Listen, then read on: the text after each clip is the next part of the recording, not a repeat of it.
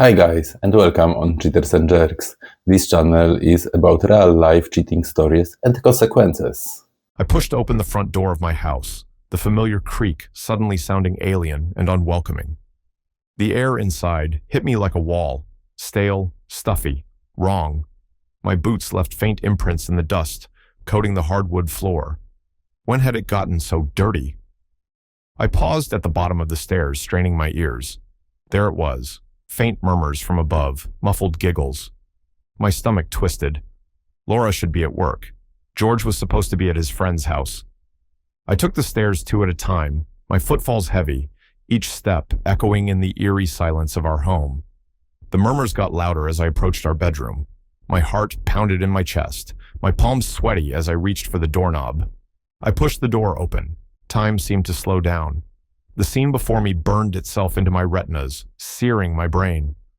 Laura, my wife, lay naked on our bed, her body intertwined with two men I'd never seen before. The sheets were twisted around their legs, sweat glistening on their flushed skin. The heavy scent of fun and booze hung in the air, making me want to gag. For a moment, nobody moved. Laura's eyes met mine, widening in shock and fear. One of the men, a lanky redhead, scrambled to cover himself with a pillow. The other, darker-skinned with a tribal tattoo on his shoulder, just stared at me, slack-jawed. Something inside me snapped. A roar tore from my throat, primal and full of pain. I lunged forward, my vision tunneling until all I could see was the redhead's face. My fist connected with his jaw, the satisfying crunch of bone vibrating up my arm. Blood sprayed across the cream-colored wall as he fell back, gurgling. The tattooed man sprang into action, trying to tackle me. I pivoted, driving my knee up into his ribs.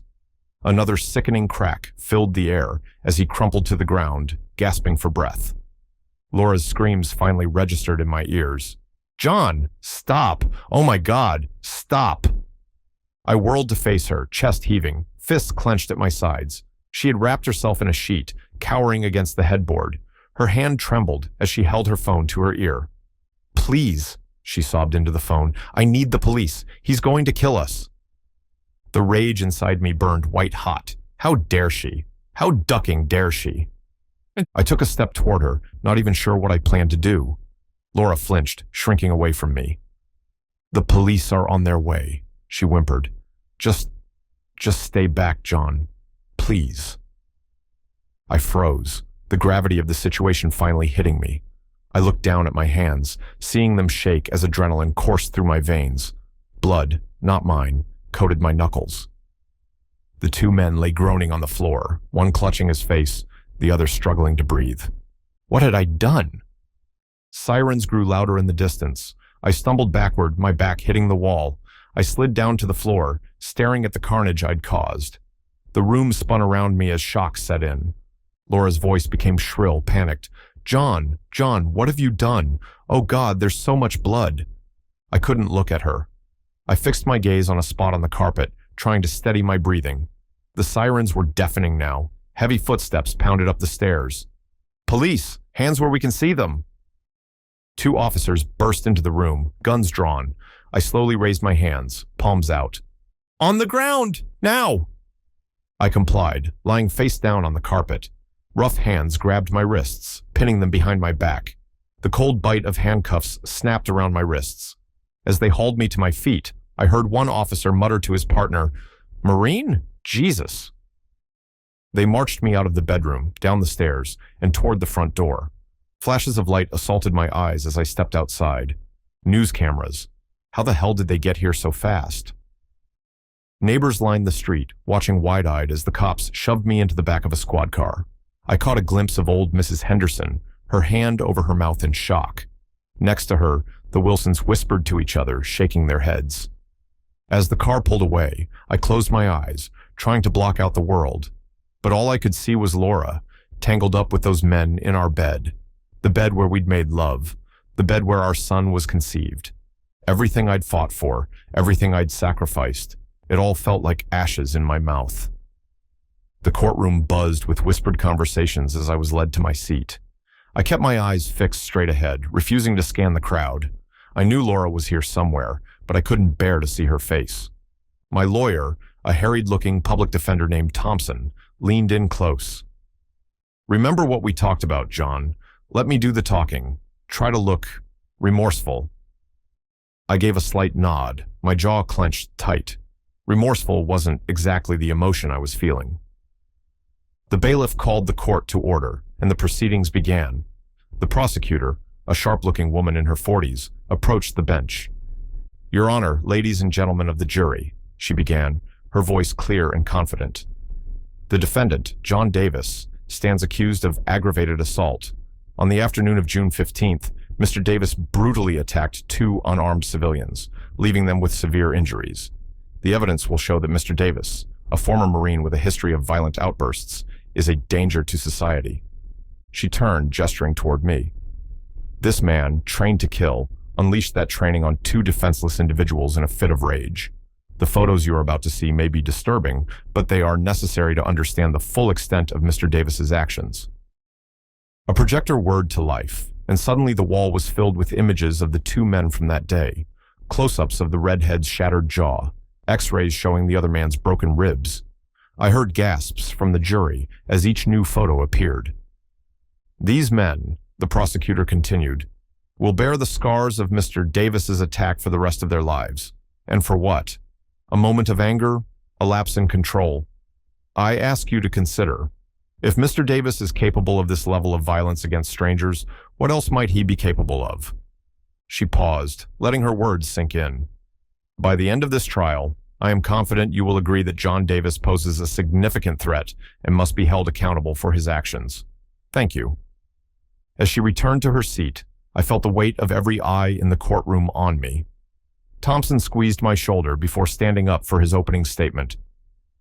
"Ladies and gentlemen," he began, his voice lacking the polished confidence of the prosecutor, "what happened on June 15th was indeed a tragedy, but I ask you to consider the full context of that day's events." He paced in front of the jury box, warming to his topic. "John Davis is a decorated Marine, a man who has served his country with honor and distinction. He has seen things in combat that most of us can't even imagine. And yes, like many veterans, he struggles with the psychological scars of war." Thompson gestured toward me. "On that fateful day, John returned home to find his wife, the woman he loved, the mother of his child, engaged in an act of betrayal. Can any of us truly say how we would react in that moment, faced with such a devastating emotional blow?" He shook his head sadly. "What John did was wrong, yes, but it was the action of a man pushed beyond his limits, a man whose world was crumbling around him. I ask you to consider not just the physical injuries inflicted that day, but the deep emotional wounds that led to this moment."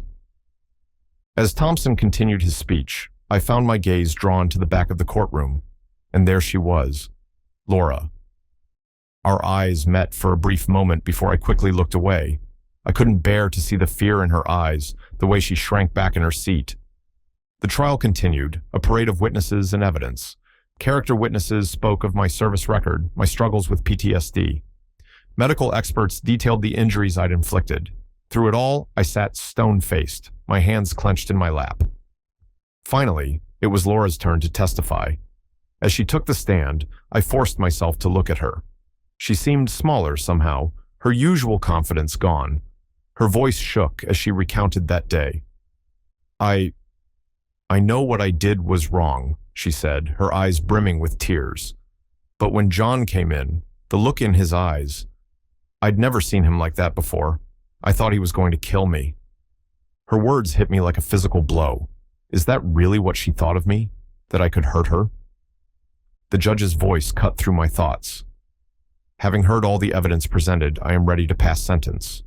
He peered down at me over his glasses. "John Davis, please rise." I stood, my legs feeling unsteady beneath me. "Mr. Davis, while I understand the circumstances that led to your actions, the violence you displayed cannot be excused. Therefore, I sentence you to 3 months in Raymond Detention Center. The assault charges will stand." The gavel fell with a resounding crack. Case closed. As the bailiff approached to lead me away, I felt the weight of my destroyed life crushing down on me. My career, my honor, all of it lay shattered at my feet. The whispers of the crowd followed me out of the courtroom, each one another nail in the coffin of the man I used to be. I step into Raymond Detention Center, my new home for the next 3 months. The metallic clang of the cell door slamming shut behind me echoes through the corridor, a stark reminder of my new reality. The air is thick with the stench of sweat, disinfectant, and despair. As I'm led down the narrow hallway, I can feel the eyes of the other inmates sizing me up. My military haircut and rigid posture make me stick out like a sore thumb in this sea of tattoos and baggy jumpsuits. Well, well, well, what do we have here? G.I. Joe decided to join us lowlifes? A gravelly voice calls out from one of the cells. I keep my eyes forward, jaw clenched. I won't give them the satisfaction of a response.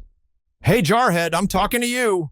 The same voice yells, followed by a chorus of laughter. As we reach the common area, a burly man with a shaved head and a neck covered in tattoos steps into my path. He looks me up and down, a sneer spreading across his face. You think you're better than us, don't you? He spits out quite literally. A glob of saliva lands on my boot. In that moment, something inside me snaps. All the rage, the humiliation, the pain of the past few weeks comes rushing to the surface. Without thinking, I lunge forward, my forehead connecting with the bridge of his nose with a sickening crunch. The man stumbles backward, blood gushing from his broken nose. But I'm not done. My fists fly, connecting with his jaw, his ribs, anywhere I can reach. It's like I'm watching myself from outside my body, unable to stop the onslaught. Break it up! Break it up! I hear the guards shouting, but it's distant, like I'm underwater. Rough hands grab me, pulling me off the now unconscious inmate. I struggle against their grip, my vision red with fury. Solitary for you, tough guy, one of the guards grunts, twisting my arm behind my back. As they drag me away, I catch a glimpse of my knuckles, split and dripping blood. The sight of it brings me back to reality, and I suddenly realize what I've done. They throw me into a small, dark cell. The door slams shut, and I'm alone with my thoughts. The adrenaline fades, leaving me feeling hollow and cold. I sink to the floor, my back against the cold concrete wall. What have I become? This isn't me. Or is it? Maybe this is who I've always been, and the disciplined Marine was just a mask I wore. As the hours tick by, my mind wanders to Laura. The image of her with those men plays on repeat in my head like some sick, twisted movie. I can see her arching her back, hear her moans of pleasure. My stomach churns, and I punch the wall, welcoming the pain that shoots through my already battered hand. Days blur together in solitary. I lose track of time, my only company, the dark thoughts swirling in my head. When they finally let me out, I'm a changed man. The rage hasn't disappeared, but it's different now. Colder, more focused. I keep to myself in the yard, ignoring the whispers and sideways glances from the other inmates. They give me a wide berth now, which suits me just fine. It's during lunch one day that he approaches me, a wiry man with clever eyes and an easy smile. He slides into the seat across from me, leaning in close. "That was quite a show you put on your first day," he says, his voice low and smooth. I'm impressed. I grunt, keeping my eyes on my tray of unappetizing slop. "Name's Eddie," he continues, undeterred by my lack of response. "And I couldn't help but notice you seem to have a bit of a anger management problem." This gets my attention. I look up, meeting his gaze. "What's it to you?" Eddie's smile widens. "Well, my friend, I think I might be able to help you channel that anger into something more productive." I raise an eyebrow, intrigued despite myself. "I'm listening." Eddie leans in even closer, his voice barely above a whisper. "You don't get even with fists. You get even with leverage." His words hit me like a bolt of lightning. Of course, I've been going about this all wrong. Brute force won't give me the satisfaction I crave. I need to be smarter, more calculated. "What did you have in mind?" I ask, my mind already racing with possibilities. Eddie's eyes gleam with mischief. "Oh, I have a few ideas, but first, tell me, who are we looking to get leverage on?" I hesitate for a moment, then decide to trust him. What do I have to lose at this point? My wife, and the 2 men I caught her with. Eddie nods, a look of understanding crossing his face. "Ah, a tale as old as time. Well, my friend, you've come to the right place. In here, we have access to all sorts of resources. Over the next few days, Eddie and I hatch a plan. Using his network of contacts both inside and outside the prison, we start gathering information. I reach out to some of my old army buddies who've gone into private security, commissioning a full investigation into Laura and her lovers. It's slow going at first. The coded letters and secret phone calls are frustrating, but it's all we have. Every day, I wake up with a new sense of purpose. The rage is still there, simmering beneath the surface, but now it's focused, directed. Weeks pass, and finally, we start getting results. Eddie passes me a folded piece of paper during yard time, his eyes darting around to make sure we're not being watched. I unfold it carefully, my heart racing as I read the contents. Laura has a hidden criminal record, shoplifting charges from when she was a teenager. It's not much, but it's a start. The next day, more information comes in. One of her lovers, Paxton, has a sealed juvenile file for drug dealing. The other, Holloway, owes a significant amount of money to some very dangerous people. As I piece together all this information, a plan starts to form in my mind. I can use this. I can destroy them, just like they destroyed me. That night, lying on my bunk, I whisper to myself, I'm not just going to hurt them, I'm going to ruin them. The words hang in the air, a promise and a threat. For the first time since I entered this hellhole, I feel a sense of control, of power. I stepped out of the Raymond Detention Center, blinking in the harsh sunlight. 3 months felt like an eternity, but my time inside had only sharpened my resolve. The rage that had consumed me in solitary had cooled into something far more dangerous, a cold, calculated fury. My first stop was a law office downtown.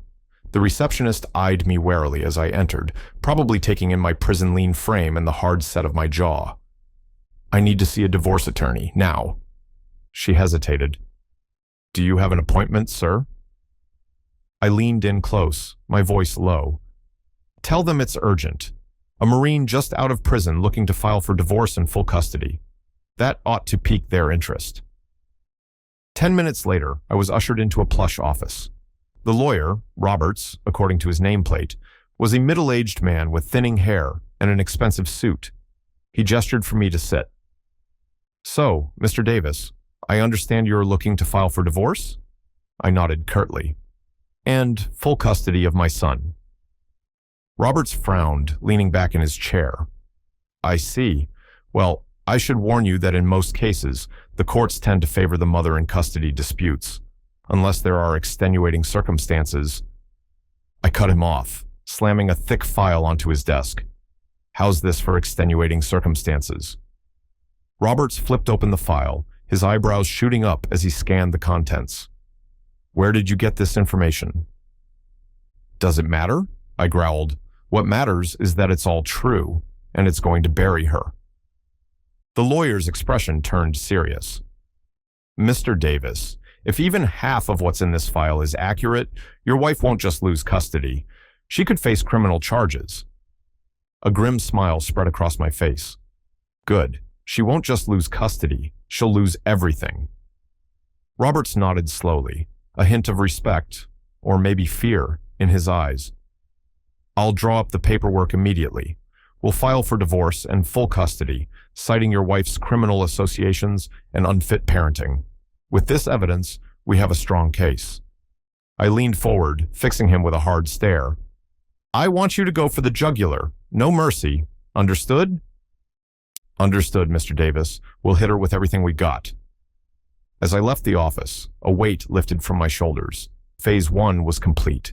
Now, it was time to deal with Paxton. I'd done my homework on Laura's lover boy. Turns out the smarmy bastard had quite the colorful past. A sealed juvenile record full of drug charges and petty theft. He'd cleaned up his act on paper, but I knew better. Once a junkie, always a junkie.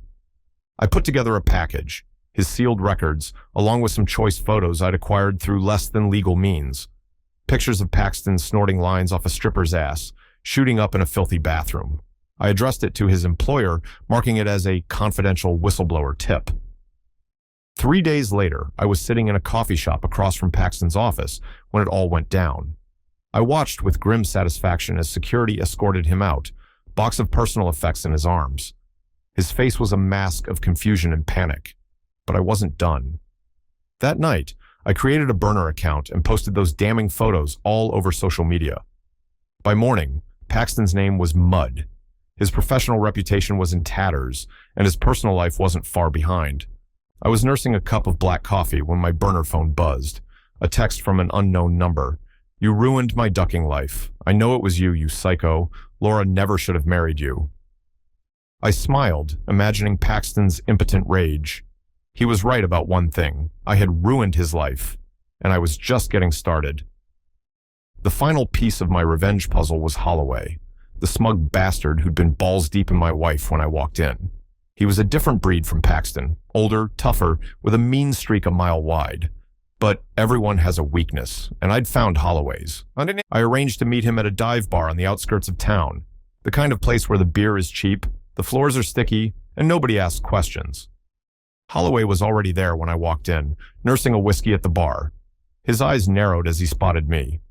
"Well, well, look who's out of the clink," he sneered. "What are you going to do, tough guy? Hit me again?" I slid onto the stool next to him, my face impassive.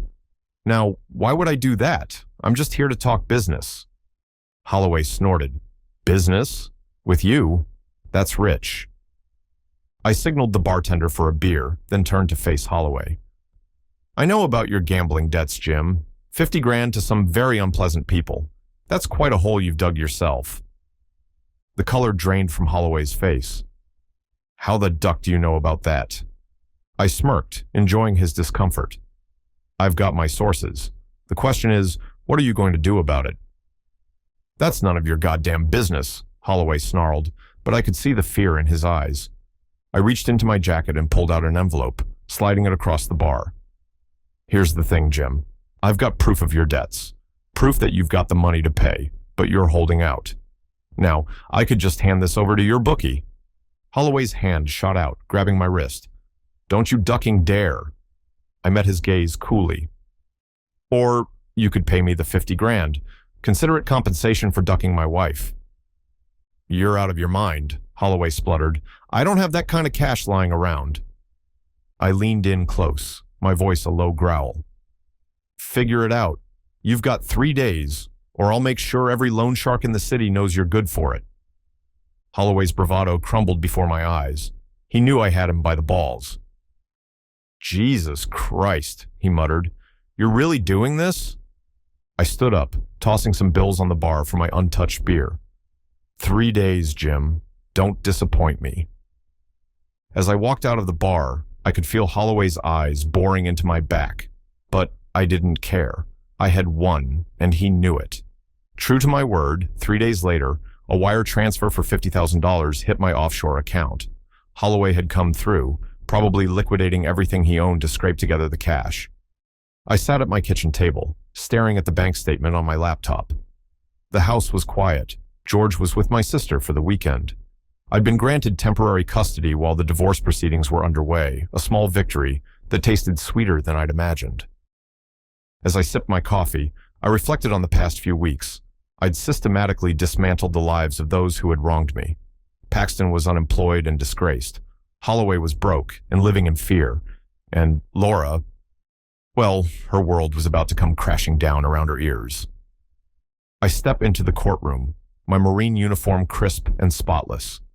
The familiar weight of my dog tags rests against my chest, a reminder of who I am and what I've been through. My lawyer, a sharp-eyed woman named Sarah, gives me a reassuring nod as we take our seats. The judge, a stern-faced man with salt and pepper hair, calls the court to order. "We're here today to settle the custody and asset division in the case of Davis versus Davis," he announces, his voice echoing in the tense silence. Sarah rises, her heels clicking on the polished floor. "Your Honor, before we begin, I'd like to present some evidence that paints a clear picture of Mrs. Davis's character and fitness as a parent." The judge nods, and Sarah launches into her meticulously prepared presentation. She pulls up financial records on a large screen, highlighting transaction after transaction. "As you can see, Your Honor, Mrs. Davis has engaged in reckless spending, funneling thousands of dollars to her paramours, Mr. Paxton and Mr. Holloway. This money came directly from the family's joint accounts, effectively stealing from her own child's future. I clench my jaw, remembering the shock of discovering those transactions. Sarah continues, her voice steady and damning. Furthermore, we have evidence that Mrs. Davis was not merely a passive participant in her lover's criminal activities. Police reports show her involvement in several schemes, including fraud and drug trafficking. The judge's eyebrows raise as he reviews the documents. I risk a glance at Laura, sitting across the aisle. She's pale, her eyes wide with fear. Sarah pauses, a slight smile playing on her lips. And while it may seem trivial in comparison, Your Honor, we also have records of Mrs. Davis's past shoplifting charges, a pattern of dishonesty and disregard for the law, it seems. The judge nods, his expression grave. Thank you, Counselor. Mr. Davis, please approach the stand. I stand, my legs feeling slightly unsteady as I make my way to the witness box. After being sworn in, I face the courtroom, my eyes meeting George's for a moment. He's sitting with Laura's parents, looking small and confused. Mr. Davis, Sarah begins, can you tell the court about your relationship with your son? I clear my throat. George is everything to me. When I was deployed, the thought of coming home to him kept me going through the worst days. I've missed so much of his life already, serving our country. I don't want to miss any more. And how have you provided for George? I've always made sure he had everything he needed. Even when I was overseas, I sent money home, called whenever I could. When I was here, I took him to school, helped with homework, coached his t-ball team. Sarah nods. Can you describe the sacrifices you've made for your family? I take a deep breath, feeling the weight of my experiences. I've spent years away from home, missing birthdays, holidays, first steps. I've put my life on the line, seen things no one should have to see, all to protect my family and my country. And when I came home, my voice cracks slightly. I found that the life I'd sacrificed so much for had been thrown away. The questioning continues, Sarah skillfully guiding me through my testimony. When it's over, I return to my seat, emotionally drained, but hopeful. The judge takes his time reviewing all the evidence before him. The courtroom is silent, the tension palpable. Finally, he looks up, his gaze sweeping over both Laura and me. Having considered all the evidence presented, I find that Mr. Davis has demonstrated a consistent commitment to his child's well-being, while Mrs. Davis has shown a pattern of destructive and selfish behavior. Therefore, I am awarding full custody of George Davis to his father, John Davis. A gasp ripples through the courtroom. I feel a mix of relief and sadness wash over me. The judge continues. Furthermore, given Mrs. Davis's misuse of shared assets and her involvement in criminal activities, I am ordering that all joint assets be transferred to Mr. Davis, with the exception of a small allowance for Mrs. Davis to secure basic accommodations. I hear a choked sob from across the aisle. Laura stands suddenly, her face contorted with rage and despair. "You've destroyed me!" she screams, her voice raw with emotion. "How could you do this? I'm his mother." The judge bangs his gavel. Order in the court. Mrs. Davis, control yourself or you will be held in contempt. Laura collapses back into her seat, tears streaming down her face. I feel a twinge of guilt, but I push it aside. This is for George, I remind myself. This is to keep him safe. As we leave the courtroom, I catch sight of George, his small face a mix of confusion and fear. I want to go to him, to explain, but I know now's not the time. There will be time for explanations later. For now, I have to focus on getting us home and starting our new life together. The drive home is quiet, George staring out the window as the familiar streets pass by. I try to start conversations, but his responses are monosyllabic at best. By the time we pull into the driveway, the silence feels oppressive. "Hey, buddy," I say as we enter the house. "How about we order some pizza for dinner? Your favorite with extra cheese?" George just shrugs and heads to his room, closing the door behind him. I sigh, running a hand through my hair. This is going to be harder than I thought. Days pass, and George remains withdrawn. He goes through the motions, eating, going to school, doing homework. But there's no life in his eyes. Every attempt I make to connect is met with silence or mumbled responses. One night, about a week after the court hearing, I'm sitting in the living room, flipping through channels without really watching anything. I hear small footsteps, and George appears in the doorway, clutching his stuffed tiger. "Dad?" His voice is small, hesitant. I sit up, muting the TV. "Yeah, George, what's up?" He takes a few steps into the room, his lower lip trembling. "Why did you take Mommy away?" The question hits me like a punch to the gut. I feel a familiar anger rising in my chest, the hurt and betrayal surging to the surface. "Because she's a liar and a cheater," I shout, the words exploding out of me before I can stop them. George flinches, his eyes wide with fear. In that moment, I see myself reflected in those eyes. Not the father I want to be, but a monster, just like the ones I fought overseas. The realization crashes over me, dousing my anger in an instant. "George, I'm sorry, I didn't mean to yell." But it's too late. George is already running back to his room, the door slamming behind him. I slump back on the couch, my head in my hands. What have I done? This isn't what I wanted. This isn't why I fought so hard for custody. The rage that's been simmering inside me for months suddenly feels toxic, poisonous. I stand up, needing to do something, anything, to release this feeling. I find myself in my bedroom, staring at the blank wall. Without thinking, I pull back my fist and punch it, hard. The pain is sharp, immediate, but it's not enough. I punch again and again, until my knuckles are bleeding and there's a sizable dent in the drywall. As the adrenaline fades, I sink to the floor, my back against the damaged wall. I look at my bloodied hands, feeling utterly lost. This isn't who I am. This isn't who I want to be. But how do I find my way back? I sit in my car, parked outside the therapist's office, my knuckles white on the steering wheel. The thought of walking in there makes my stomach churn. Marines don't need shrinks. We handle our own shit. But George's face flashes in my mind, the fear in his eyes when I lashed out. Christ, I'm turning into everything I swore I'd never be. "Duck it," I mutter, yanking the keys from the ignition. The waiting room smells like cheap air freshener and anxiety. I fill out the paperwork, my pen stabbing through the paper more than once. Dr. Ramirez looks nothing like I expected. No tweed jacket or beard, just a guy in his 40s with kind eyes and a no-nonsense attitude. "So, John," he says after I settle into the overstuffed armchair, "why don't you tell me why you're here?"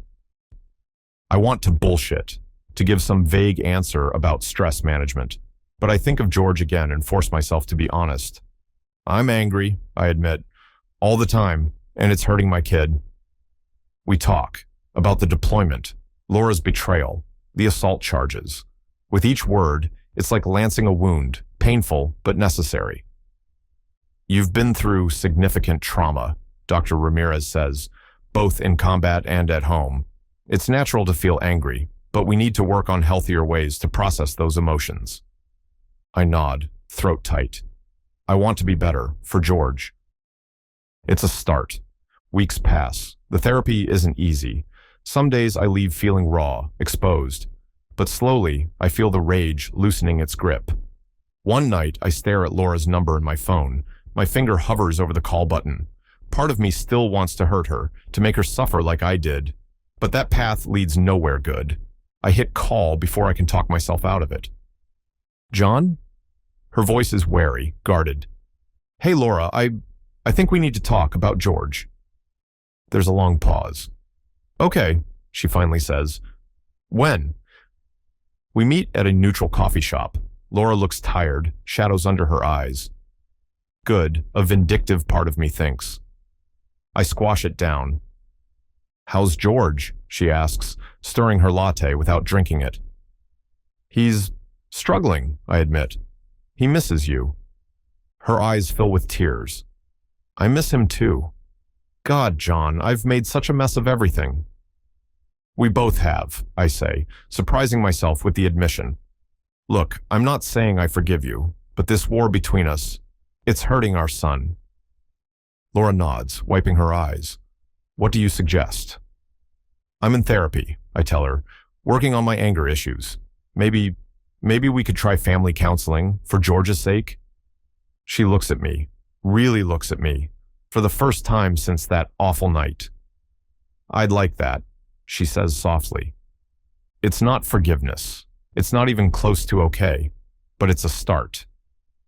Weeks later, we're all sitting in Dr. Ramirez's office, George between us, clutching Stripey to his chest. I'm glad you're all here, Dr. Ramirez says. This is an important step. Laura speaks first. I know I hurt both of you, she says, voice trembling. I was selfish and reckless. I'm so sorry. I take a deep breath. I'm sorry too, George, for scaring you, for letting my anger take over. George looks between us, his eyes wide and uncertain. Is Mom coming home? He asks in a small voice. Laura and I exchange a glance. No, buddy, I say gently, but we're going to work on being better parents, both of us. It's not an easy conversation. Laura accuses me of being just as destructive as she was in my quest for revenge, and she's not wrong. I don't deny it, I tell her. I went too far, but I'm trying to do better, for George. As we leave the office, George slips his small hand into mine. It's not much, but it feels like hope. It feels like hope. It feels like hope. It feels like hope. It feels